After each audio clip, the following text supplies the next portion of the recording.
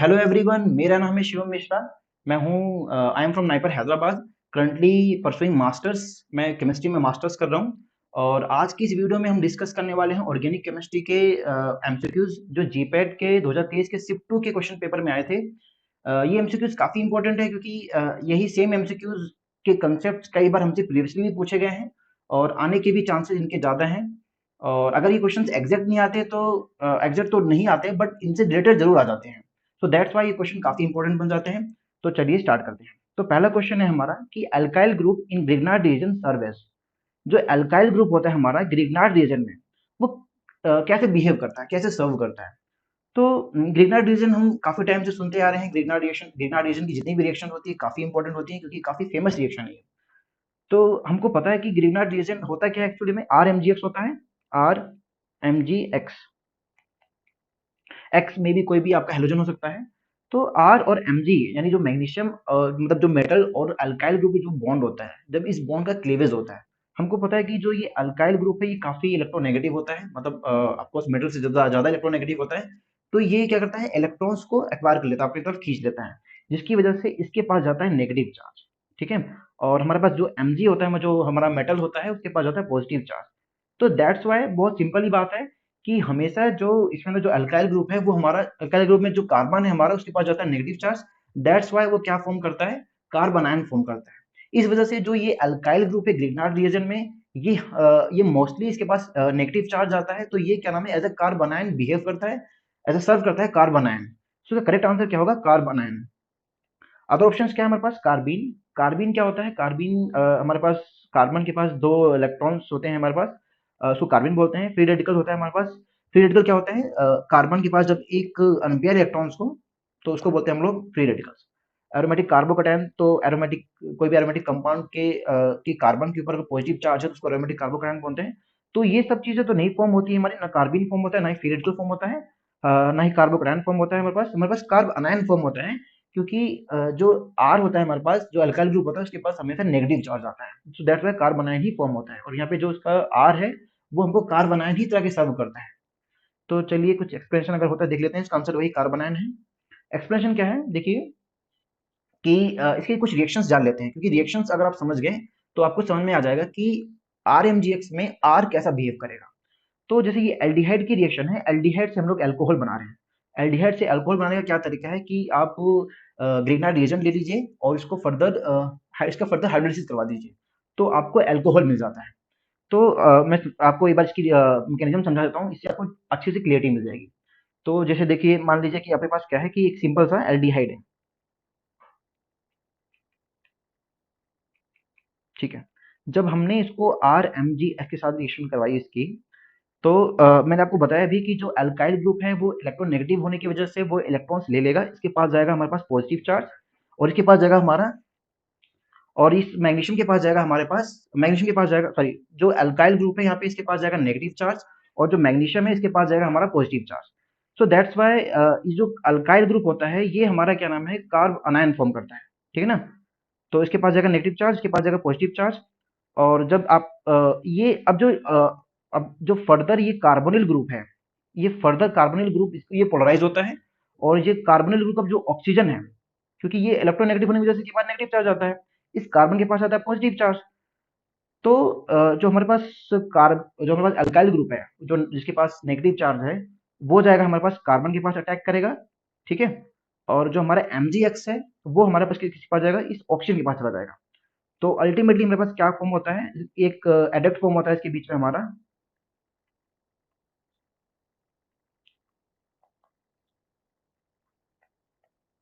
ये एक intermediate form होता है। फर्दर जब आप इसकी हाइड्रोलिसिस करवाते हो, हाइड्रोलिसिस जब आप कराते हो H2O के साथ इसकी रिएक्शन करवाते हो, तो H2O में पता है हमको H प्लस और OH माइनस होता है। तो ये जो MgX होता है यहाँ से ये रिमूव होता है, और जो ये पॉजिटिव वाला पार्ट है ये इस ऑक्सीजन के पास चला जाता है। ये कुछ ऐसा हो जाता है देखिए, OH बन जाता है, और इधर आपका R ग्रुप है, और ये आपका H। और ये क्योंकि H तो चला गया इसके पास, मतलब ये जो इसके पास नेगेटिव चार्ज था इसने इस पे अटैक किया और ये OH बना लिया। और जो फर्दर इसका जो OH बन जाता है वो जो हमारे पास मेटल है उसके साथ जुड़ जाता है, और MgOH के रूप में वो बाहर निकल जाता है। ठीक है। सो अल्टीमेटली क्या है कि जब अगर आप एल्डिहाइड लेते हो तो आपको सेकेंडरी अल्कोहल इसमें मिलता है, क्योंकि हम देख रहे हैं कि यहाँ पे एक जो कार्बन है, एक जो अल्काइल ग्रुप है, वो इसमें ऐड हो गया है। सो हमको जब आप एल्डिहाइड लोगे तो सेकेंडरी अल्कोहल मिलेगा। वहीं जब आप कीटोन लेते हो तो ऑफ कोर्स ये बात है, कीटोन में भी एक अल्काइल ग्रुप ऐड होगा, तो आपको टर्सरी अल्कोहल मिलता है। तो सेम कहानी अगर मैं फॉर्मेल्डिहाइड के साथ करूँ तो फॉर्मेल्डिहाइड से हमको क्या मिलता है, एक सिंपल प्राइमरी अल्कोहल मिलता है। तो ये थी इसका एक्सप्लेनेशन। चलिए नेक्स्ट क्वेश्चन की तरफ बढ़ते हैं। नेक्स्ट क्वेश्चन क्या बोलता है हमारा कि conversion of cyclic ketone to ring expanded cyclic ester take place by. ये एक नेम रिएक्शन के बारे में पूछ रहा है हमारा कि ऐसी कौन सी नेम रिएक्शन है जहां पे साइक्लिक कीटोन हमारा साइक्लिक कीटोन के अंदर जो रिंग होता है, जो साइक्लिक कीटोन का जो रिंग होगा वो एक्सपेंड होकर एक एस्टर फॉर्म करता है। तो हमको पता है कि एस्टर कौन सी रिएक्शन में फॉर्म करता है, बहुत इजी सा ये रिएक्शन है हमारा, जिसको हम बोलते हैं बेयर विलेजर रिएरेंजमेंट। तो बेयर विलेजर रिएरेंजमेंट क्या होता है हमारे पास कि जो कीटोन होते हैं वो फर्दर, जो कीटोन की जो रिंग होती है वो एक्सपेंड हो जाती है और वो फॉर्म करती है हमारी एस्टर। एक्सपेंड मतलब वो एक तरीके से वो खुल जाता है और एक एस्टर का वो फॉर्मेशन करता है। तो बहुत सिंपल सी रिएक्शन थी, इसका आंसर क्या होगा, बेयर विलेजर रिअरेंजमेंट होगा इसका आंसर। चलिए इसकी एक्सप्लेनेशन की तरफ बढ़ते हैं। तो ये देखिए, जैसे कीटोन होता है हमारे पास, कीटोन को जब हम पर एसिटिक एसिड रिएक्शन करवाते हैं तो वो हमारा एस्टर फॉर्म कर लेता है। वही जब आपका साइक्लिक कीटोन होता है तो वो लैक्टोन फॉर्मेशन करता है। इसकी मैकेनिज्म मैं आपको सिंपल तरीके से बता देता हूँ। जैसे मान लीजिए हमारे पास क्या है, एक साइक्लोहेक्सोनोन है हमारे पास, साइक्लोहेक्सोनोन है। और साइक्लोहेक्सोनोन है, फर्दर जब साइक्लोहेक्सोनोन की रिएक्शन हम लोग कराते हैं एसिटिक एसिड के साथ, सॉरी पर एसिटिक एसिड के साथ, जब आप इसकी रिएक्शन करवाते हो तो क्या होता है कि जो ये कीटोन होता है ये हमारा कन्वर्ट होता है एस्टर में, और इसका जो रिंग होता है वो एक्सपेंड हो जाता है और वो एस्टर का फॉर्मेशन करता है। तो ये रिंग कुछ ऐसा एक्सपेंड हो जाएगा, यहाँ पे एक ऑप्शन ऐड हो जाएगा हमारे पास, और ये कुछ ऐसा एक रिंग बन जाएगा। ठीक है, तो ये साइक्लिक कीटोन से हमारा क्या बन गया, इसको हम लोग वैसे ये क्या है, 6 हेक्सानोलैक्टोन, जिसको हम लोग कैप्रोलैक्टोन भी बोलते हैं। ठीक है, तो फर्दर ये जो लैक्टोन का फॉर्मेशन हो रहा है, दैट मीन एस्टर का फॉर्मेशन हो रहा है। तो यहाँ पे क्या हुआ, कीटोन से हमारे पास, कीटोन से हम लोग एस्टर बना रहे हैं। तो कीटोन से एस्टर किस रिएक्शन में होता है, बेयर ब्रिज रिएक्शन में होता है। तो ये बहुत सिंपल सा क्वेश्चन था। चलिए नेक्स्ट क्वेश्चन की तरफ बढ़ते हैं। नेक्स्ट क्वेश्चन क्या है हमारा, addition of HBr to one three butadiene at 40 degree Celsius yields. तो ये काफी इंपॉर्टेंट, काफी आसान सा क्वेश्चन है कि ये बेसिकली एक एडिशन रिएक्शन शो कर रहा है। और जहां भी एडिशन रिएक्शन, जहां भी HBr आता है, हमको एक ही चीज ध्यान आती है, मार्कोव निकोव रूल। मार्कोव निकोव रूल क्या बोलता है कि मार्कोव निकोव रूल में जो हाइड्रोजन होगा वो जाता है लेस सब्स्टिट्यूटेड कार्बन के पास, लेस सब्स्टिट्यूटेड कार्बन के पास जाता है। या हम बोल सकते हैं कि जहां मोर हाइड्रोजन होता है उसके पास जाता है, या फिर मोर हाइड्रोजन के पास जाता है। ठीक है, और जो आपका जो Br है वो जाता है हमारे मोर सब्स्टिट्यूटेड कार्बन के पास जाता है, मोर सब्स्टिट्यूटेड कार्बन के पास जाता है, या फिर जहाँ पे लेस हाइड्रोजन है उसके पास जाता है। तो ये सिंपल, ये मार्कोव निकोव ने हमको ये बताया था कि इस तरीके से हमारा एडिशन होता है। तो इस क्वेश्चन में क्या पूछा गया है कि अगर HBr का हम एडिशन करवाते हैं 1,3-ब्यूटाडाइन में, और टेम्परेचर बताया गया, यहाँ पे टेम्परेचर क्या है, 40 डिग्री सेल्सियस बताया गया है, तो क्या फॉर्म होगा हमारे पास। मतलब यहाँ पे ऑफकोर्स दो प्रोडक्ट बनेंगे, एक मेजर एक माइनर बनेगा। तो यहाँ पे पूछ रहा है कि मेजर प्रोडक्ट क्या फॉर्म होगा। तो चलिए देखते हैं, इसका एक्सप्लेनेशन देखते हैं, फिर इसका आंसर बताते हैं आपको। तो देखिए क्या है कि एक्चुअली जो साइक ये जो हमारे पास 1,3-ब्यूटाडाइन होता है, जब हम HBr का एडिशन करवाते हैं तो दो प्रोडक्ट फॉर्म होते हैं हमारे पास। एक होता है हमारे पास 1,2 एडिशन होता है, दूसरा होता है 1,4 एडिशन। तो मैं आपको एक बार सिंपल करके दिखा देता हूँ। देखिए जैसे ये क्या है अपना 1,3-ब्यूटाडाइन,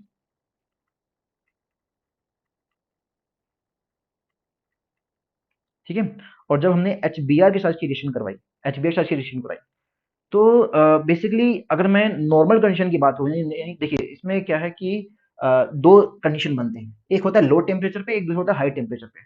तो लो टेम्परेचर पे अलग हमारे पास प्रोडक्ट फॉर्म होता है, और नॉर्मल टेम्परेचर या हाई टेम्परेचर पे हमारे पास अलग प्रोडक्ट फॉर्म होता है। तो हाई टेम्परेचर पे क्या होता है एक्चुअली में, इसमें हमारे पास दो तरह के एडिशन होते हैं, एक हमारे 1,2 एडिशन होता है, दूसरा हमारा 1,4 एडिशन होता है। तो 1,2 एडिशन कैसे होता है, तो जो ये बॉन्ड है, डबल बॉन्ड देख रहे हैं आप, ये डबल बॉन्ड टूटता है, और इसके पास जाता है, हमारे पास इसके पास जाता है पार्शियल नेगेटिव चार्ज। मैं आपको दिखाता हूँ करके, CH2CH, ठीक है, इसके पास जाएगा पार्शियल नेगेटिव चार्ज। और उसके पास जाएगा पार्शियल पॉजिटिव चार्ज, ठीक है। और फिर फर्दर ये बॉन्ड हमारा एज इट इज रहेगा, एक कंडीशन ये हो सकती है। तो जब ऐसा कुछ होता है तो इसके आगे क्या होगा कि अब जो हमारे पास एचबीआर है, एचबीआर का हमको पता है कि मार्कोव निकोव रूल के अकॉर्डिंग जो हाइड्रोजन जाता है वो लेस सब्स्टिट्यूटेड कार्बन के पास जाता है। तो लेस सब्स्टिट्यूटेड कार्बन कौन सा है हमारे पास, ये वाला है। तो इस पे भी हमारा हाइड्रोजन लग जाएगा, यानी CH2 CH CH और डबल बॉन्ड CH2। देखिए इसके पास चला जाएगा हमारे पास, इसके पास चला जाएगा हमारा हाइड्रोजन, और जो ये वाला पास चला जाएगा हमारे पास ब्रोमीन चला जाएगा। ब्रोमीन क्योंकि मोस्ट सब्स्टिट्यूटेड कार्बन के पास चला गया है। एक तो ये कंडीशन हो सकती है। दूसरा क्या है कि अ, दूसरा क्या है, जब ये हमारा ये क्या है basically, this is 1 2 addition, 1 2 addition, क्योंकि 1 और 2 पोजीशन पे ऐड हुआ है। दूसरा सेम कंडीशन है, CH2 और हमने CH ले रखा है, ये दोबारा से बॉन्ड टूटेंगे, इसके पास जाएगा पार्शियल नेगेटिव चार्ज, इसके पास पार्शियल पॉजिटिव चार्ज, और ये बॉन्ड भी टूटेगा हमारे पास, और इस CH के पास जाएगा हमारा पार्शियल नेगेटिव चार्ज, ठीक है, और इस CH2 के पास जाएगा हमारा पार्शियल पॉजिटिव चार्ज, ठीक है। अब ये नेगेटिव पॉजिटिव मिलके बॉन्ड बना लेंगे, ये कुछ ऐसा हो जाएगा आपका CH2 CH double bond CH, और फर्दर ये आपका CH2। अब इसमें जो हाइड्रोजन और जो ब्रोमीन का एडिशन होगा वो किस तरीके से होगा, तो ऑफ कोर्स ये बात है, जो आपका हाइड्रोजन जुड़ेगा वो यहाँ जुड़ेगा, और जो आपका ब्रोमीन जुड़ेगा वो इधर जुड़ेगा। तो ये समझ में आ रहा है कि ये हमारा यहाँ पे कौन सी तरीके से एडिशन हो रहा है, ये हमारा 1 4 एडिशन हो रहा है, दिस इज योर 1 4 एडिशन। यही सेम कंडीशन हमारा किसमें होगा, जब हमने हाई टेम्परेचर मान के 40 डिग्री सेल्सियस जब हमने लिया, तो ये ऐसा कुछ हो रहा है। यही सेम कंडीशन जब आपने -80 लेते हो, 80 डिग्री सेल्सियस लेते हो, तब ये सेम कंडीशन होती है। यहाँ पे दो तरह के प्रोडक्ट बने, 1 2 एडिशन हुआ है और 1 4 एडिशन हुआ है। बट मेन चीज यहाँ पे ध्यान रखने वाली चीज क्या है कि 40 डिग्री सेल्सियस में जो हमारा मेजर प्रोडक्ट बनता है वो 1 4 एडिशन प्रोडक्ट बनता है।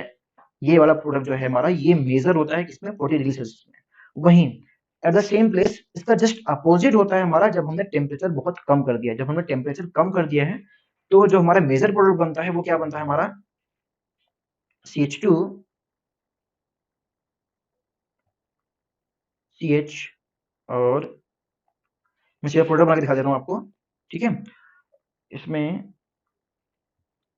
इसका वही सेम कहानी है, जो हाइड्रोजन यहाँ जाके लड़ेगा लगेगा, और जो Br है आपका, जो Br है आपका यहाँ लगेगा, ठीक है। दूसरा क्या कंडीशन हो सकती है, दूसरा वही सेम CH2, इधर आपका आएगा CH और डबल बॉन्ड CH2, ठीक है। इधर आपका जो हाइड्रोजन है वो ऑफकोर्स यहाँ लगेगा, और जो ब्रोमीन है वो आपका यहाँ लगेगा। तो यहाँ पे दो तरह के प्रोडक्ट बन रहे हैं, एक हमारा 1 4 एडिशन हो रहा है, और दूसरा क्या हो रहा है हमारा 1 2 एडिशन हो रहा है, ठीक है।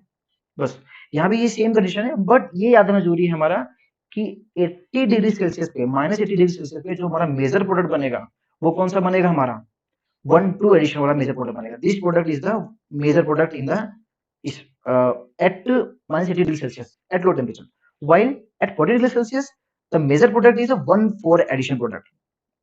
तो दैट्स व्हाई इसका आंसर क्या होना चाहिए, अब इसका आंसर क्या है कि इसी वजह से टेम्परेचर काफी इंपॉर्टेंट रोल प्ले करता है। तो इसका सही आंसर क्या होना चाहिए कि जो हमारा 1 4 एडिशन प्रोडक्ट होगा हमारा वो 80% बनेगा, और जो हमारा 1 2 एडिशन प्रोडक्ट होगा वो हमारा 20% बनेगा। तो करेक्ट आंसर इसका क्या होगा, ये होगा। चलिए नेक्स्ट क्वेश्चन पर बढ़ते हैं। Phenol react with chloroform in presence of aqueous sodium hydroxide to give cheap product।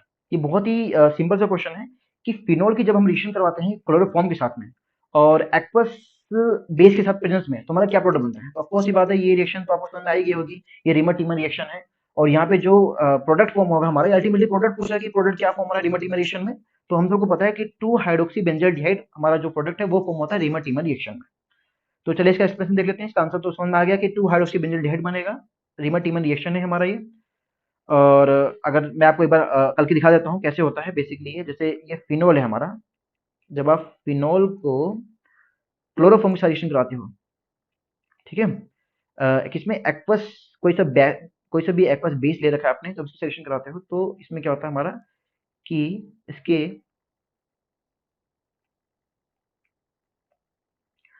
CHO group जुड़ जाता है OH के एडजेसेंट साइड पे। दैट मीन्स कि क्योंकि अब CHO ग्रुप यहाँ पे मेन हो गया है, तो इस वजह से जो हमारा OH होगा, हाइड्रोक्सी ग्रुप होगा, वो एज अ सब्स्टिट्यूट यहाँ पे सब्स्टिट्यूट की तरह बिहेव करेगा। दैट्स वाई इसका जो करेक्ट आंसर होगा वो क्या हो जाएगा, 2 हाइड्रोक्सी बेंजिल्डिहाइड। चलिए नेक्स्ट क्वेश्चन तक बढ़ते हैं। नेक्स्ट क्वेश्चन क्या है कि replacement of diazonium group by halogen in the presence of copper powder is. तो ये एक रिएक्शन को इंडिकेट कर रहा है बेसिकली। यहाँ पे दो आंसर हो सकते हैं, सैंडमैन हो सकता है या फिर गटरमैन हो सकता है। गटरमैन रिएक्शन होती है, बट हमको पता है कि गटरमैन रिएक्शन में हम कॉपर पाउडर का इस्तेमाल करते हैं, वहीं सैंडमेयर रिएक्शन में हम कॉपर हैलाइड का इस्तेमाल करते हैं। तो इसका करेक्ट आंसर क्या हो जाएगा हमारा, गटरमैन रिएक्शन। ठीक है। एक्चुअली ये क्वेश्चन जीपैट के आंसर में जब मैंने एग्जाम दिया था तो उसके उसके उस टाइम पेपर में उन्होंने सैंडमेयर आंसर दे रखा था, बट बाद में उसको करेक्ट करवा के हमने इसको गटरमैन रिएक्शन सही किया था उन्होंने। तो इसका सही आंसर गटरमैन रिएक्शन होगा। और हमेशा बस ये याद रखने की जरूरत है आपको कि जब भी कॉपर हैलाइड की बात की गई हो, डाइजोनियम सोल्ट की रिएक्शन आप कॉपर हैलाइड के साथ करते हो तो उसको सैंडमेयर रिएक्शन बोलते हैं। वहीं जब कॉपर पाउडर की बात की जा रही हो, कॉपर पाउडर की बात की जा रही हो, तो वो हमेशा वो रिएक्शन क्या कहलाएगी, गटरमैन रिएक्शन कहलाएगी। चलिए नेक्स्ट क्वेश्चन की तरफ बढ़ते हैं। नेक्स्ट क्वेश्चन क्या है हमारा कि isoquinoline on treatment with oleum at 90 degree Celsius yields majorly, क्या फॉर्म करता है। तो देखिए ये ओलियम हमको क्या देता है, ओलियम बेसिकली एक इलेक्ट्रोफाइल देता है हमको। और ये इलेक्ट्रोफाइल आइसोक्विनोलिन में जब आप इलेक्ट्रोफाइल सब्स्टिट्यूशन रिएक्शन जब सब्स्टिट्यूशन करवाते हो, इलेक्ट्रोफिलिक सब्स्टिट्यूशन कराते हो, तो वो कौन सी पोजीशन पे होती है, तो बेसिकली वो दो पोजीशन पे होती है। एक होती है हमारी 5th पोजीशन पे, दूसरी होती है हमारी 8th पोजीशन पे। क्योंकि ये दो पोजीशन ऐसे पोजीशन होते हैं जहां पे इलेक्ट्रॉन डेंसिटी सबसे ज्यादा होती है। तो मैं आपको दिखा देता हूँ एक बार आइसोक्विनोलिन का स्ट्रक्चर। तो आइसोक्विनोलिन क्या होता है हमारा, देखिए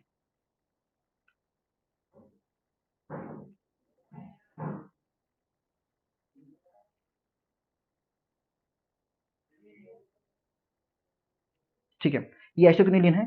जब आप इसको इसकी रिएक्शन करवाते हो किसके साथ में, ओलियम के साथ में। ओलियम क्या होता है हमारा H2S2O7, H2S2O7। ठीक है, ये हमको क्या देता है बेसिकली, ये हमको देता है आपका SO3H, एक इलेक्ट्रोफाइल देता है, SO3H देता है हमारा। ठीक है, अब फर्दर जब इसकी ये जब क्योंकि ये एक इलेक्ट्रोफाइल है तो ये मोर इलेक्ट्रॉन रिच सेंटर पे अटैक करेगा। तो इसकी नेमिंग कैसी होती है, इसकी को कैसे बताता हूँ आपको। वन सॉरी हाँ, ये काफी इंपॉर्टेंट चीज है कि आइसोक्विनोलिन आइसोक्विनोलिन पे जो इसकी जो काउंटिंग होती है, वो बिल्कुल क्विनोलिन जैसी होती है। तो इसका जो सबसे पहला वन फर्स्ट पोजीशन कौन सा है, ये फर्स्ट पोजीशन है, ये सेकंड पोजीशन है, ये थर्ड पोजीशन है इसका, ये फोर्थ पोजीशन है, ये फिफ्थ, ये सिक्स्थ, ये सेवेंथ और ये एट्थ। ठीक है, तो जो इलेक्ट्रोफिलिक सब्स्टिट्यूशन होगा वो हमारा हमेशा किस पे होगा, फिफ्थ और एट्थ पोजीशन पे होगा। तो ऑफकोर्स ये बात है जब आप इसका प्रोडक्ट बनाओगे, चलिए इसको मैं ऐसे ही बना देता हूँ। ठीक है, तो जो हमारा जो इलेक्ट्रोफाइल जो कि SO3H हमारा, वो कौन सी पोजीशन पे लगेगा, एक तो फिफ्थ पोजीशन पे लगेगा SO3H, दूसरा कहाँ लगेगा, या तो एट्थ पोजीशन लगेगा। तो ये दो प्रोडक्ट यहाँ पे फॉर्म हो सकते हैं।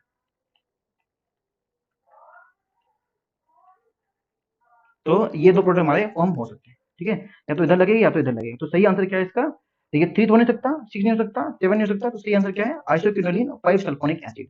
ये हमारा मेजर प्रोडक्ट यहाँ पे फॉर्म होएगा। चलिए नेक्स्ट क्वेश्चन की तरफ बढ़ते हैं। कहते हैं कि this is an example of aromatic nucleophilic substitution reaction.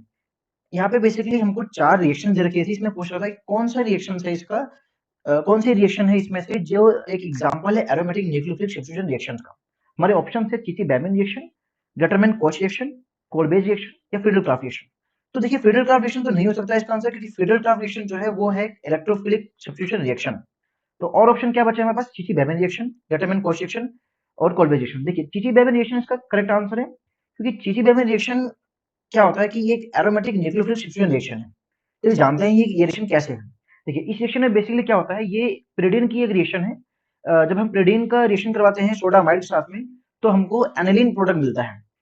तो ये जो एनिलीन इसके अंदर जो एनिलीन यहाँ पे लगता है वो हाइड्रोजन को सब्स्टिट्यूट करके लगता है। दैट्स वाई ये एक न्यूक्लियोफिलिक सब्स्टिट्यूशन रिएक्शन है। चलिए जानते हैं रिएक्शन कैसी है। देखिए जैसे हम जब आप pyridine लेते हो और जब इसकी रिएक्शन कराते हो NaNH2 के साथ, सोडा अमाइड के साथ में, तो जो ये NH2 पोर्शन होता है, जो ये NH2 ग्रुप है, क्योंकि पता है इसके पास लोन पेयर होते हैं, ये एक इलेक्ट्रॉन रिच स्पीसीज है, तो ये एज अ न्यूक्लियोफाइल की तरह काम करता है और ये pyridine के सेकंड पोजीशन पे अटैक करता है। अब ये सेकंड पोजीशन पे क्यों अटैक कर रहा है? क्योंकि जो सेकंड पोजीशन है pyridine की वो सबसे इलेक्ट्रॉन डेफिशिएंट पोजीशन है। ये इलेक्ट्रॉन डेफिशिएंट इस वजह से है क्योंकि इसके जस्ट बगल में नाइट्रोजन लगा हुआ है। नाइट्रोजन एक इलेक्ट्रोनेगेटिव ग्रुप है जो क्या करता है, इलेक्ट्रॉन्स खींच लेता है। तो ये इलेक्ट्रॉन्स यहाँ पे ट्रांसफर हो जाते हैं और इसके पास आता है partial positive charge. That's why ये जो अमाइन ग्रुप है ये अटैक करता है हमारे सेकंड पोजीशन पे। चलिए जानते हैं कैसे होता है। अभी जो अमाइन ग्रुप है हमारा इस पे अटैक करेगा और अल्टीमेटली हमको प्रोडक्ट मिल जाएगा, एक एनिलीन प्रोडक्ट मिल जाएगा। ठीक है, तो ये है इसकी रिएक्शन। अब इसका मैकेनिज्म जान लेते हैं क्योंकि मैकेनिज्म हमको समझ में आएगा कि किस तरीके से कोई न्यूक्लियोफाइल यहाँ से निकल रहा है और दूसरा न्यूक्लियोफाइल यहाँ पे सब्स्टिट्यूट हो रहा है। चलिए इसका सही आंसर क्या है, चिची-बेमेन रिएक्शन। इसका मैकेनिज्म कुछ इस तरीके से है। जब हमने अमाइन की प्रेजेंस में, जब अमाइन यहाँ पे लगा हुआ है, मतलब जब एक न्यूक्लियोफाइल यहाँ पे आता है तो ये जो बॉन्ड है ये शिफ्ट हो जाता है इस नाइट्रोजन के ऊपर और इस पोजीशन पे आता है हमारा पॉजिटिव चार्ज। अब ये पोजीशन हमारा इलेक्ट्रॉन डेफिशिएंट पोजीशन बन जाता है। तो चलिए मैं आपको खुद करके दिखा देता हूँ। देखिए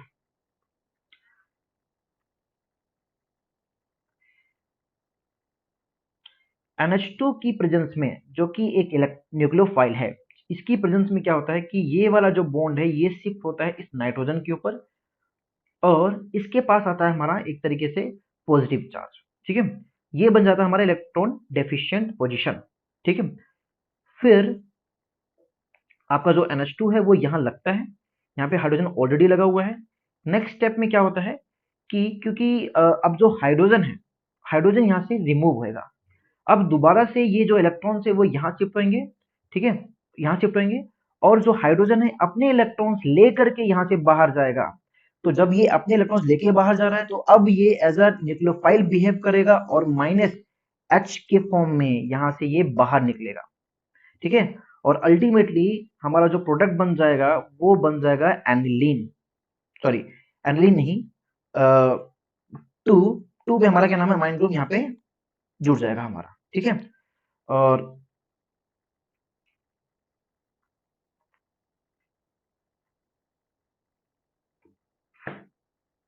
ठीक है, ये हमारा प्रोडक्ट बन जाएगा।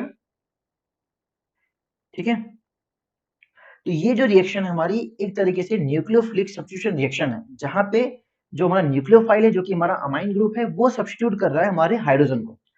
चलिए नेक्स्ट क्वेश्चन की तरफ बढ़ते हैं। नेक्स्ट क्वेश्चन क्या है कि identify A B C in the below reaction. ये रिएक्शन दे रखी है, इसमें जो हमारे रिएजेंट है तो पूछा गया है कि यहाँ पे कौन सा रिएजेंट का इस्तेमाल किया जा रहा है जिसकी वजह से फर्दर ये रिएक्शन प्रोसीड हो रही है। तो पहला देखने को समझ में आ रहा है कि अब हमारे पास क्या है कि एक अल्कीन ग्रुप और इसमें हमारे दो ब्रोमीन ग्रुप जुड़ गए हैं। तो यहाँ पे ऑप्शंस क्या दे रखे हैं हमको, ए दे रखा है हमको Br2 QH NNH2, ये सोडामाइड दे रखा है हमको, ये एक ऑप्शन दे रखा है। फिर Br2 HCl NNH2 दे रखा है, Br2 HCl NaBH4 दे रखा है, Br2 QH और NaBH4 दे रखा है। तो देखिए सबसे पहले Br2 तो हर जगह कॉमन है, तो ऑफकोर्स ये बात है, यहाँ पे पहले हमने Br2 का एडिशन कराया होगा एल्कीन में और Br2 जब हम ऐड करवाते हैं तो हमको पता है कि वो सेम साइड पे, मतलब सिस पोजीशन पे दोनों ही जो Br2 होते हैं वो लग जाते हैं। तो देखिए जैसे देखने को मिल रहा है कि ये डबल बॉन्ड टूटा हो, जो डबल बॉन्ड का क्लीवेज हुआ होगा और जो ब्रोमीन है वो दोनों कार्बन पे लग गया है। नेक्स्ट क्या है कि अब बोला गया है कि यहाँ पे जो दूसरा रिएजेंट है वो रिएजेंट क्या कर रहा है, वो एक तरीके से हाइड्रोजन को निकाल रहा है और ब्रोमीन को निकाल रहा है, एक तरीके से डीहाइड्रो हेलोजेनेशन करवा रहा है। तो कौन सा ऐसा रिएजेंट है जो डीहाइड्रो हेलोजेनेशन करवाएगा? तो देखिए जो बेस होता है, बेस बेसिकली क्या करता है, बेस क्या करता है, डीप्रोटोनेशन को प्रोसीड करवाता है, डीप्रोटोनेशन करवाता है। और वही हमारा क्या नाम है, आपको याद होगा कि जब हम सब्स्टिट्यूशन रिएक्शन की बात करते हैं तो वहां पे हम लोग एक्वस क्यूएच की बात करते हैं। एक्वस क्यूएच क्या करता है, सब्स्टिट्यूट करने में हेल्प करता है। वहीं पे जब आप अल्कोहलिक क्यूएच ले लेते हो तो अल्कोहलिक क्यूएच क्या करता है, एलिमिनेशन करवाता है, सॉरी हाँ एलिमिनेशन करवाता है। तो यहाँ पे क्या नाम है, केवच का ही यूज किया गया है। केवच ने क्या किया यहाँ पे, HBr का एलिमिनेशन करवाया, मतलब डीहाइड्रोहेलोजेशन करवाया। तो सिंपल सी बात है यहाँ पे, HCl तो यूज होगा नहीं, HCl तो नहीं यूज होगा, ठीक है। HCl तो ये पहले दो ऑप्शन कट हो गए आपके पास। अभी QH और KH, ए और डी में दोनों में ही जो हमारे पास बी है वो QH दे रखा है, तो ये दोनों में से कोई आंसर होना चाहिए। नेक्स्ट क्या है, सी क्या है। अब दोबारा से देखा जाए तो दोबारा से डीहाइड्रोहेलोजेशन हुआ है, तो डीहाइड्रोहेलोजेनेशन दोबारा से हम अगर देख रहे हो तो इसमें भी दोबारा से कोई स्ट्रॉन्ग बेस आया होगा, जिसने क्या नाम है यहाँ पे Br को और हाइड्रोजन को निकाल करके हमको ट्रिपल बॉन्ड दे दिया है। तो दोबारा से जो इसमें सबसे स्ट्रॉन्ग बेस है वो है हमारा NaNH2।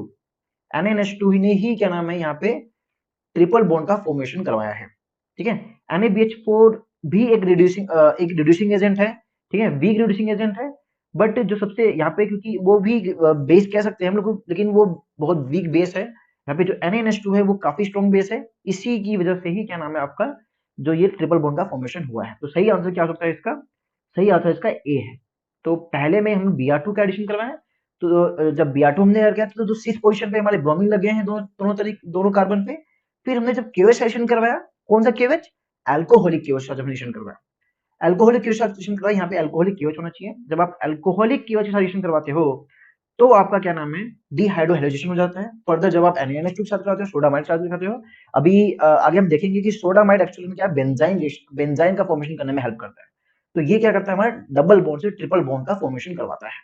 चलिए इसका एक्सप्लेनेशन देख लेते हैं। जैसे मैंने आपको बताया कि अल्कीन से हमने जब ब्रोमीन को ऐड कराया तो दोनों पोजीशन पे ब्रोमीन लग गए हमारे। फिर हमने जब अल्कोहलिक केवेच के साथ रिएक्शन कराया तो डिहाइड्रोहेलोजिनेशन हो गया है। मतलब डिहाइड्रोहेलोजिनेशन मींस कि हाइड्रोजन और हेलोजन दोनों ही यहाँ से रिमूव हो गए हैं। फर्दर जब आप NaNH2 के साथ रिएक्शन कराते हो तो ये NaNH2 स्ट्रॉन्ग बेस है हमारा, मैंने बताया आपको। ये डीप्रोटेशन करता है, यहाँ से प्रोटॉन को निकालेगा। जब यहाँ से प्रोटॉन जाएगा तो, सॉरी, जब यहाँ से प्रोटॉन जाएगा और ब्रोमीन जाएगा आपका, तो यहाँ पे ट्रिपल बॉन्ड का फॉर्मेशन हो जाएगा। तो NaNH2 क्या है, जो कि हमारा एक सोडामाइड है, ये स्ट्रॉन्ग बेसिक कंपाउंड है that is used in many chemical reaction as a catalyst. जहाँ पे मतलब मेनी रिएक्शंस में ये एज अ कैटलिस्ट के रूप में इस्तेमाल किया जाता है। NaNH2 is specially used for deprotonation reaction to form acetylide ions and in elimination reaction to form alkynes। ये बेसिकली अल्काइन का फॉर्मेशन करने में हमारी हेल्प करता है। चलिए नेक्स्ट क्वेश्चन की तरफ बढ़ते हैं। विच of the following is the correct order for stability of free radicals. तो फ्री रेडिकल्स की स्टेबिलिटी ऑर्डर पूछी गई इसमें। तो एक्चुअली जो फ्री रेडिकल्स होते हैं हमारे, वो कुछ हमारे कार्बोकैटायन की तरह होते हैं। ये हम इनको इलेक्ट्रॉन डेफिशिएंट नहीं बोल सकते हैं, क्योंकि इसके पास एक ही इलेक्ट्रॉन्स होता है हमारा। वो एक इलेक्ट्रॉन्स और लेकर के अपना एक बॉन्ड भी बना सकता है, और एक इलेक्ट्रॉन किसी को दे भी सकता है। तो ये इलेक्ट्रॉन डेफिशिएंट भी होते हैं, एट द सेम टाइम ये इलेक्ट्रॉन रिच भी बोल सकते हैं इसको हम। बट मोस्टली क्या है, ये इलेक्ट्रॉन डेफिशिएंट ही माने जाते हैं। तो इसकी जो स्टेबिलिटी ऑर्डर होगा वो कुछ कार्बोकैटायन जैसा होगा। तो कार्बोकैटायन की स्टेबिलिटी जैसा होगा, तो हमको पता है कि कार्बोकैटायन में कार्बोकैटायन की हमको स्टेबिलिटी पता है हमको, 3 डिग्री, 2 डिग्री, 1 डिग्री। तो कुछ वैसा ही इसकी भी स्टेबिलिटी ऑर्डर होनी चाहिए। चलिए ऑप्शन देखते हैं इसका। तो पहला ऑप्शन क्या बता रहा है, 3 डिग्री, 2 डिग्री, 1 डिग्री, फिर प्राइमरी और एलाइल नहीं। पहली बात तो एलाइल बिल्कुल पीछे नहीं होगा। एलाइल हमारा बहुत स्टेबल होता है। एलाइल का जो फ्री रेडिकल होता है बहुत स्टेबल होता है, क्योंकि उसके अंदर हमको रेजोनेंस देखने को मिलता है। तो दैट्स व्हाई एलाइल हमेशा हमेशा सबसे ज्यादा स्टेबिलिटी एलाइल की होगी। हाँ, टर्सरी से भी ज्यादा stability allyl allyl free radicals की होनी चाहिए, ठीक है। तो ये नहीं हो सकता, ये भी नहीं हो सकता, और ये तो ये भी नहीं हो सकता। तो करेक्ट आंसर क्या होगा उसका, डी, जिसमें एलाइल को सबसे आगे लिखा गया है, फिर 3 डिग्री, 2 डिग्री, 1 डिग्री, और फर्दर आपका मिथाइल ग्रुप का दे रखा है। चलिए जानते हैं इसका एक ऑर्डर इसका ऑर्डर देख लेते हैं, इसका स्टेबिलिटी ऑर्डर क्या हो सकता है। तो इसका स्टेबिलिटी ऑर्डर कुछ इस तरीके से है। जो बेंजाइल रेडिकल है वो मोस्ट स्टेबल है, क्योंकि बेंजाइल में हमको पता है इसमें हमको बहुत सारे रेजोनेंस स्ट्रक्चर देखने को मिलते हैं। तो हमको ये चीज पता है कि मोस्टली जितना ज्यादा रेजोनेंस स्ट्रक्चर फॉर्म होता है उतना ज्यादा ही हम उसको स्टेबल बोल सकते हैं, उसको हम स्टेबल बोलते हैं। तो बेंजाइल रेडिकल बहुत स्टेबल होता है। फिर एलाइल रेडिकल, क्योंकि इसमें भी रेजोनेंस देखने को मिलता है। फिर टर्सरी रेडिकल, फिर सेकेंडरी रेडिकल, फिर प्राइमरी, और फिर मिथाइल, और फिर विनाइल रेडिकल, ये सबसे लीस्ट स्टेबल होता है। तो आपको देखने को समझ में आ रहा होगा कि ये जो कुछ है, ये कुछ कार्बोकैटायन जैसा ही है। तो ये सिमिलर है कार्बोकैटायन की स्टेबिलिटी की जैसे, ठीक है। तो आपको सी बात है, तो आपको ये समझ में आ गया कि एलाइल फ्री रेडिकल बहुत स्टेबल होते हैं देन टर्सरी रेडिकल्स। चलिए नेक्स्ट क्वेश्चन की तरफ बढ़ते हैं। 10वां question, which of the following factor make carbonyl group in acyl compound to susceptible to nucleophilic attack. तो देखिए क्या है कि ये क्या बोल रहा है कि एसाइल ग्रुप जो होता है हमारा, मतलब एसाइल ग्रुप वो ग्रुप जहां पे कार्बोनिल ग्रुप जुड़ा हो और साथ में कोई भी अल्काइल ग्रुप जुड़ा हो, तो वहां पे जो हमारा कार्बोनिल ग्रुप है वो ऐसा कौन सा फैक्टर है जो उस कार्बोनिल ग्रुप को मोर ससेप्टेबल बनाता है कि उसके ऊपर न्यूक्लियोफाइल का अटैक हो। तो जैसे जैसे अपन समझते हैं कैसे होता है। देखिए जैसे ये एक कार्बोनिल ग्रुप जुड़ा हुआ है, यहाँ पे आप कोई भी ग्रुप जोड़ सकते हो, CH2 CH3 कुछ भी ग्रुप आप जोड़ सकते हो। तो ये जो कार्बोनिल ग्रुप है, यहाँ पे जो ऑक्सीजन है क्योंकि इसकी इलेक्ट्रोनेगेटिव ज्यादा है, तो ये क्या करेगा, इलेक्ट्रॉन्स की अपनी तरफ खींचेगा। ठीक है, इलेक्ट्रॉन्स की तरफ खींचेगा और इसके पास आएगा पॉजिटिव चार्ज। अब इसके पास पॉजिटिव चार्ज है, दैट मीन्स कि ये इलेक्ट्रॉन डेफिशिएंट सेंटर हो गया है। अब किसी भी न्यूक्लियोफाइल का अटैक आप इस सेंटर पे करवा सकते हो। तो कुछ इस तरीके से यहाँ पे न्यूक्लियोफाइल का अटैक होता है। अब यहाँ पे पूछा गया कि कौन सा फैक्टर इसमें से मोस्ट सुटेबल है, मोस्ट ससेप्टेबल है न्यूक्लियोफाइल अटैक के लिए। तो पहला ऑप्शन दे रखा है कि the tendency of oxygen to acquire electron even at the expense of gaining positive charge. देखिए पहली बात तो इसमें पॉजिटिव चार्ज बनता ही नहीं है, तो ये ऑप्शन आपका गलत हो गया। क्योंकि हमने यहाँ पे देखा कि जब ये इलेक्ट्रॉन्स यहाँ पे, जब आपने इस इलेक्ट्रॉन्स को जब आप शिफ्ट करवाते हो, तो इसके पास जाता है नेगेटिव चार्ज और इसके पास आता है पॉजिटिव चार्ज। ठीक है, तो यहाँ तो ये समझ में आ रहा है कि ऑक्सीजन के पास नेगेटिव चार्ज आ रहा है, दैट मीन्स उसके पास कभी पॉजिटिव चार्ज जाएगा ही नहीं। तो ये क्वेश्चन हमारा गलत, ऑप्शन हमारा गलत हो गया। नेक्स्ट ऑप्शन क्या है कि tendency of oxygen to acquire electrons even at the expense of gaining negative charge. ठीक है, अब ये क्या बोल रहा है कि ऑक्सीजन की टेंडेंसी होती है कि वो इलेक्ट्रॉन्स को एक्वायर करता है even at the expense of gaining negative charge. Negative charge तो उस पर जाता ही नहीं भाई, नेगेटिव चार्ज कहाँ से जा रहा है। सॉरी सॉरी सॉरी, ऑक्सीजन को पूछा गया है। ऑक्सीजन, टेंडेंसी ऑफ ऑक्सीजन, एक minute, tendency of tendency of tendency of oxygen to acquire electrons even at the expense of gaining negative charge. अच्छा ये ऑक्सीजन की बात कर रहा हूं, माफ कीजिएगा, मुझे लगा कार्बन की बात कर रहा है। Tendency of oxygen to acquire electrons even at the expense of gaining negative charge, ये सही हो सकता है आपका। नेक्स्ट ऑप्शन क्या है कि the tendency of carbon to lose electrons even at the expense of gaining negative charge. नहीं नहीं नहीं, कार्बन के पास नेगेटिव चार्ज नहीं जाता। अभी हमने देखा कि कार्बन के पास पॉजिटिव चार्ज गया, जो सी डबल बॉन्ड का उसके पास नेगेटिव चार्ज गया था, इसके पास पॉजिटिव चार्ज आता है। ठीक है, तो इसके पास पॉजिटिव चार्ज आता है। तो ये भी दोनों ऑप्शन हमारे हो गए गलत। अब हमारे पास दो ऑप्शन बी और सी। अब इसमें से मोस्ट अप्रोप्रिएट कौन सा है वो जानते हैं। देखिए पहले में बी ऑप्शन में क्या हो जाए कि tendency of oxygen to acquire electrons even at expense of gaining negative charge. क्या ऑक्सीजन की टेंडेंसी होती है कि वो इलेक्ट्रॉन्स को एक्वायर कर लेता है और नेगेटिव चार्ज फॉर्म करता है, या फिर कार्बन की टेंडेंसी है कि वो अपने इलेक्ट्रॉन्स लूज कर देता है even at the expense of gaining positive charge. तो देखिए टेंडेंसी, तो इसका सही आंसर क्या होगा कि ऑक्सीजन, क्योंकि ऑक्सीजन बहुत इलेक्ट्रोनेगेटिव है। ऑक्सीजन बहुत इलेक्ट्रोनेगेटिव है और वो इलेक्ट्रॉन्स को क्या करेगा, खींचेगा अपनी तरफ। ठीक है, तो बट कार्बन का कोई टेंडेंसी नहीं है। कार्बन कोई कोई अब मुझे बात बताइए, कोई बंदा कभी चाहेगा कि वो अपने इलेक्ट्रॉन, वो अपने जो पैसे हम किसी और को दे, नहीं चाहेगा। बट जो एक जो अमीर व्यक्ति है या फिर जिसके पास जो लालची व्यक्ति है, वो जरूर चाहेगा कि मैं इसके पैसे ले लूं। तो यहाँ पे ऑक्सीजन की टेंडेंसी है कि वो इलेक्ट्रॉन्स को एक्वायर करके नेगेटिव चार्ज जनरेट करे, लेकिन कार्बन की ऐसी कोई टेंडेंसी नहीं होती कि वो इलेक्ट्रॉन्स दे करके पॉजिटिव चार्ज जनरेट करे। ठीक है, उसकी कोई ऐसी इच्छा नहीं है। तो इसका करेक्ट आंसर क्या होता है कि इसका करेक्ट आंसर बी है कि tendency of oxygen to acquire electrons even at the expense of gaining negative charge. चलिए नेक्स्ट क्वेश्चन की तरफ बढ़ते हैं। Which one of the following molecule has a dipole moment. इसमें पूछा गया कि कौन सा मॉलिक्यूल है जिस, ओके क्वेश्चन क्या हमारा था, विच one of the following molecule has a dipole moment. इसमें से कौन सा मॉलिक्यूल है जिसके पास एक डाइपोल मोमेंट है। तो ऑप्शन है हमारे पास CH2, CHCl3, CH4 और CO2। तो देखिए डाइपोल मोमेंट की जब हम बात करते हैं, डाइपोल मोमेंट्स क्या होता है बेसिकली, चलिए इसका पहले एक्सप्लेनेशन देखते हैं फिर आपको सही समझ में आएगा। इसका सही आंसर क्या है, CHCl3।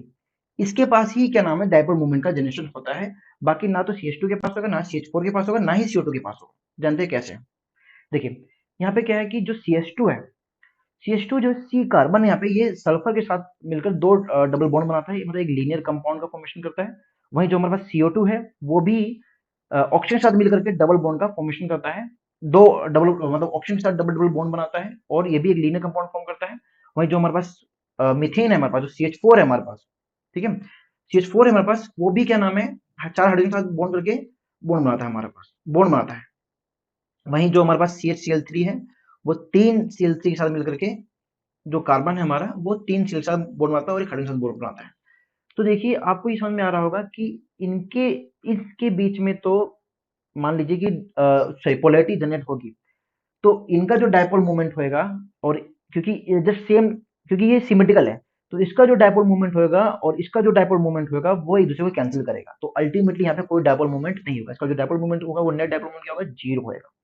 सेम केस यहाँ पे CO2 में भी होगा कि इसका जो डायपोल मोमेंट होगा, इसका डायपोल मोमेंट होगा, वो दोनों एक दूसरे को कैंसिल करेंगे, इसका डायपोल मोमेंट नेट 0 होगा, और इसका जो डायपोल मोमेंट होगा CH का, CH, CH और CH, ये चारों आपस में दूसरे को कैंसिल करेंगे, तो इसका भी जो नेट डायपोल मोमेंट आएगा वो 0 आएगा।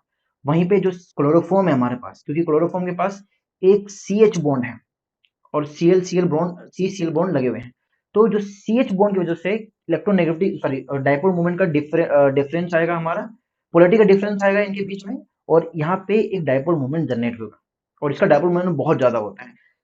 तो क्लोरोफॉर्म का डायपोल मोमेंट कितना होगा, 1.12 होता है। तो सिर्फ जो डायपोल मोमेंट का जो डायपोल मोमेंट दिखेगा हमको, वो दिखेगा सिर्फ हमको क्लोरोफॉर्म में, और इन तीनों में हमको कोई भी डायपोल मोमेंट नहीं दिखेगा। चलिए नेक्स्ट क्वेश्चन तक बढ़ते हैं। नेक्स्ट क्वेश्चन क्या है कि identify the intermediate forms in the following substitution reaction.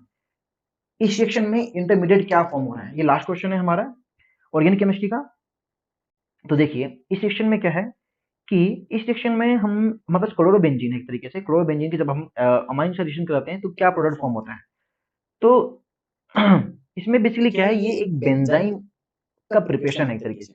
जब आप अमाइन की रिएक्शन कराते हैं क्लोरोबेंजीन के साथ में, तो क्योंकि और यहाँ पे क्या होता है कि यहाँ पे एक ट्रिपल बॉन्ड का फॉर्मेशन होता है, बेंजाइन का फॉर्मेशन होता है।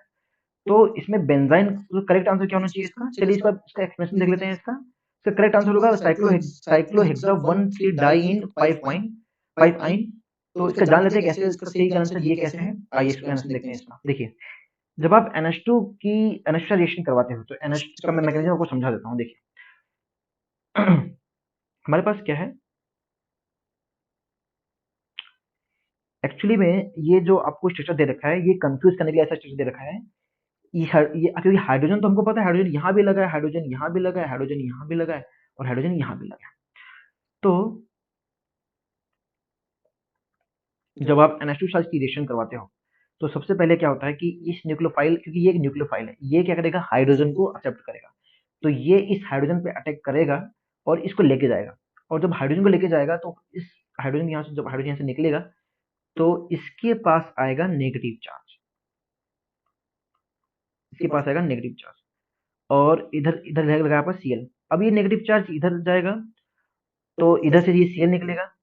तो अल्टीमेटली क्या है कि NH2 की वजह से डीहाइड्रोहाइड्रोजनेशन हुआ, जैसे हमने पीछे सोडा माइंड में देखा था, वैसे यहाँ पे भी क्या हुआ कि NH2 की प्रेजेंस में पहले हाइड्रोजन गया, NH2 क्या नाम है, डी प्रोटेक्शन करता है, वो प्रोटॉन्स को ले लेगा, क्योंकि बेस है हमारा, ये प्रोटॉन्स को ले लेगा, और Cl को भी यहाँ से निकाल देगा। तो ये जब यहाँ से Cl जाएगा और H जाएगा, जब ये इलेक्ट्रॉन्स यहाँ जाएगा, तो हमारा पास क्या है, एक बेंजाइन का फॉर्मेशन होगा, बेंजाइन, ठीक है, ये बेंजाइन का फॉर्मेशन होगा। तो ये इस क्वेश्चन में यही हमसे पूछा गया था कि यहाँ पे जो इंटरमीडिएट बन रहा है वो क्या बन रहा है, वो एक्चुअली में एक बेंजाइन बन रहा है। फर्दर क्या होगा, फर्दर हमको देखने को क्या मिलता है, फर्दर हमको देखने को क्या मिल रहा है कि जब आप दोबारा से NH3 की रिएक्शन कराते हैं, NH3 के साथ में, मतलब अमोनिया के साथ में NH2 या NH3 की रिएक्शन कराते हो, तो दोबारा से क्या होता है कि जो ये इलेक्ट्रॉन्स होता है वो शिफ्ट हो जाता है इस वाले कार्बन पे, और इधर आ जाता है आपका अब ये इलेक्ट्रॉन डेफिशिएंट, वो इलेक्ट्रॉन डेफिशिएंट हो गया। तो ये जो अमाइन है हमारा, ये जो NH3 है हमारा, इसका जो NH2 है, ये जब आप ऐसे कराते हो तो आप ये फर्दर कुछ ऐसा इंटरमीडिएट फॉर्म होता है, इधर आ गया नेगेटिव चार्ज, ठीक है। अब जो ये NH2 है, NH3 है, NH3 का जो H वाला पोर्शन है, वो जो इसका ये नेगेटिव चार्ज है वो यहाँ जाके लग जाता है, और जो आपका NH2 है वो यहाँ जाके लग जाता है, ठीक है। तो ये NH2 आपका यहाँ जाके लग जाता है। फर्दर आपको देखने को क्या मिलता है, एक एनिलीन हमको यहाँ पे देखने को मिल जाता है।